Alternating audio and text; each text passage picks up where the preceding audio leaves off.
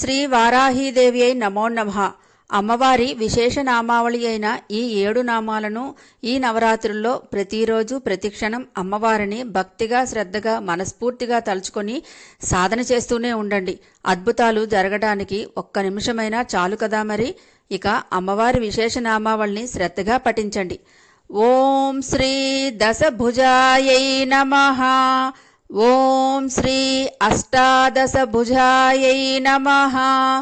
ఓం శ్రీ బీజ ప్రేరితాయై నమః. ఓం శ్రీ కిరాతవారాహ్యై నమః. ఓం శ్రీ ధూమ్రవారాహ్యై నమః. ఓం శ్రీ లఘువారాహ్యై నమః.